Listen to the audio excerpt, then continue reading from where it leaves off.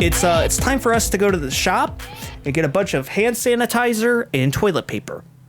Pretty much. And then make that fort I was talking about, where it's like it's paper mache, but it's like the lubricating element or the glue element is hand sanitizer.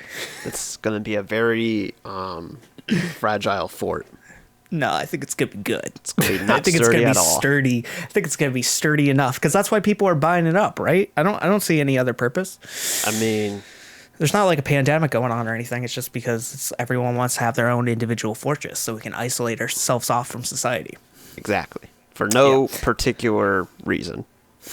Jack Stauber is a YouTuber, artist, musician, and animator. He is known to me due to his albums Pop Food and High Low. High Low is the one me and Trevor reviewed a couple years ago. It ranked pretty high on our year-end list. And I find Jack Stauber to be a really fun oddity in the realm of lo-fi pop.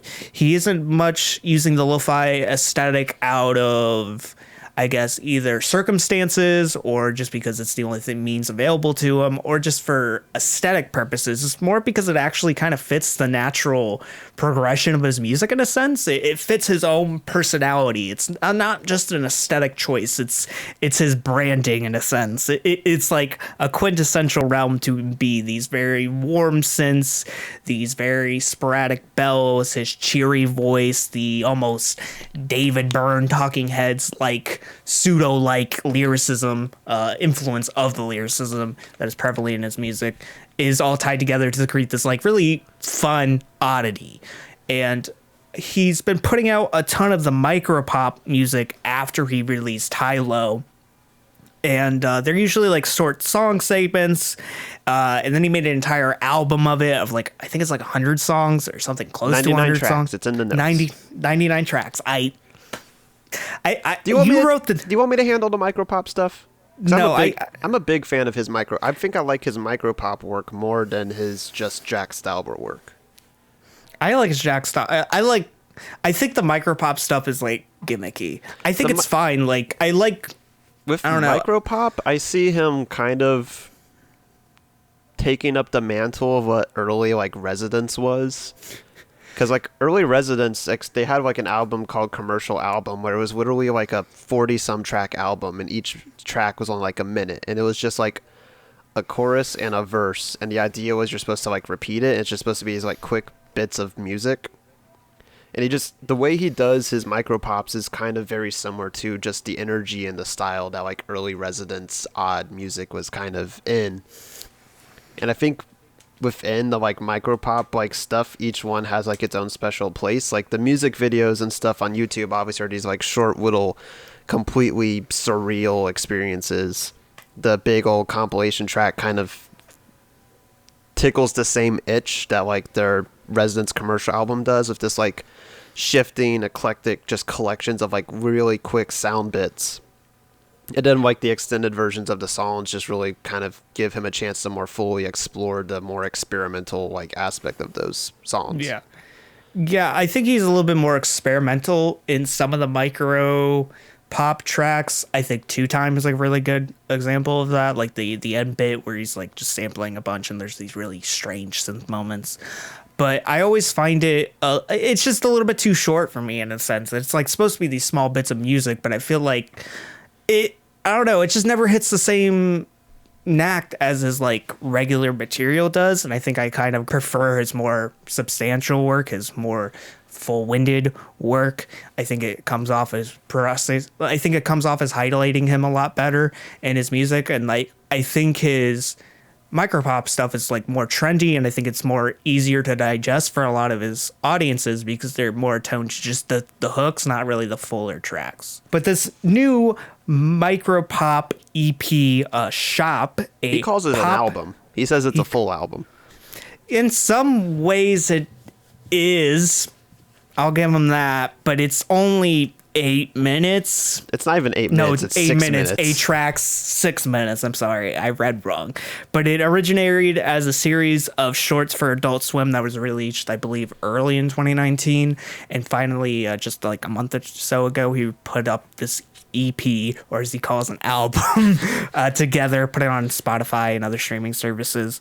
And I don't think I've actually seen all of this until this morning. Oh. I saw it this morning, but I think I saw like paper towels and coffee, but I didn't see everything until today. But I listened to everything a couple days ago. But I really like the segmented, like the video aspect. I like the segmented, like almost montages that are put together, all these like scenes kind of thrown together with these different eclectic characters kind of pushed together. I find in like Jack kind of, I don't know, interacting with them in this ways. Like there's this chick that like drinks too much coffee and she's blacking out, and like she constantly needs to feed off coffee. And there's this weird element of like consumerism that's there that I find very strange. It's like, and it kind of relates to this album, and it brings out some of the themes of like this attachment to like products and kind of like the need for products, which I find like it cements the EP even further. Like the visual aspects kind of cements some of the themes of the EP, which I didn't really think about at first. And like giving emotions to objects and like almost a sense of brand loyalty to a lot of stuff. And like the idea of like a track like Milk is very strange because it's giving personal qualities to milk, asking what life did this milk live before it essentially expired and got rotten.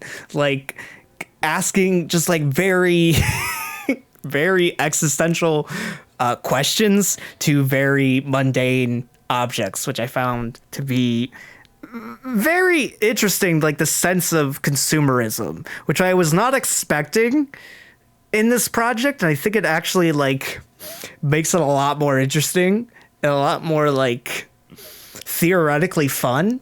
Just like the ideas being possessed in this album, and like that's something Jack Stauber's always done really well, in my opinion. Like there is these like goofy lines, and it's just like almost at some point just absurdism or like Dadaism.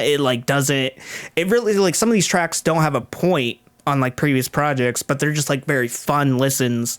But like this one really seems to tie together the idea of just like what it means to be a consumer, like, and like some of the aspects of how it affects your other lives. Like on Bread, he's talking about, or no, not Bread, Oatmeal, he's talking about how like this oatmeal will be like a steady rock in his life, and like he'll eat oatmeal for like every meal, and it will give him like some sense of purpose and some sense of like almost stability in his life that this like one meal will give him.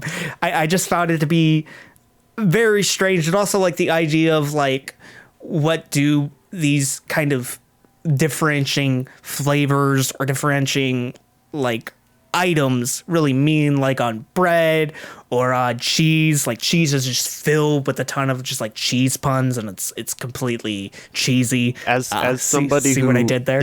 I did, and as somebody who is a big old fan of cheese, I did appreciate all of the cheese puns. But like it asks these questions of like, almost like with Bread, it's also asking another question of like, can I live to the higher standard of the bread? Yeah, it's kind of this weird thing. It's like, what is being like letting the things you consume define you? Like, what does that really make you? Yeah, can you live an artisanal life? Yeah, of like sorts? what is an artisanal me if all you're doing is just trying to be like so cultured that you're not even really a person anymore? You're just the things that you partake in. Yeah, there's depth to this that I think this project makes like some of the writing to it some of his most profound, and that's like what scares me, is that he's getting a lot of like just simple ideas and he's stretching them out pretty far to like a theoretical standpoint, which I wasn't expecting from this, because like I listened to like tracks before, like Jonathan wanted to review this, and I thought it was kind of like, this is kind of like an old project that he re-released, maybe we shouldn't cover it, maybe it's too short, maybe it's not worth it. But like re-listening to it, I think Jonathan actually saw something before I did, because there's theoretically just a lot of fun in this idea. It's still like, I think sound wise, he really isn't like doing anything super experimental or new on here. It's a ton of warm synths, you got a ton of bright bells, Jack Stauber's reflective and oddity filled voice, but there's a ton of just like strange existentialism in this that makes it fun. He does what he does in Micropop a lot, but he does it a little more apparent because, like I said, I'm a much bigger fan of his Micropop stuff. I've dedicated way too much of my time to analyzing and studying that music of his. He does these like kind of existential or like philosophical like tracks, but he does it with these insanely absurdist and Dadaist lyrics where it's kind of really difficult to decipher exactly what he's getting at all the time. Yeah. And he does that in this. I think the main holdup on this project really having a necessity to exist as an album is that it's not musically as interesting as a lot of the other Micropop output. Like just in terms of a musical palette. Yeah, but I also think tracks like Milk are phenomenal tunes. Yeah. Like they're these huge ballads. I think this thing's not really an opera. It should be called like a musical because that's kind of what it is. Yeah. But I think that's a wrong labeling. But I think it has this like grandiose ballad feel, and I just think like he has this like strange emotion to these attachment of objects. And I didn't even bring up the track Paper Towels, which is fundamentally like on its core, it's just talking about like finding something that can clean up this liquid. And it's just like paper towels, like these paper towels can clean up this liquid, but it's actually, but it's also talking about like these existential problems and like, can I get paper towels to clean them? Like, will this object fix my like eternal dread? Like, it's just this can like, fix my spills, but how do you fix the mess that is my life? Can these paper towels clean that up?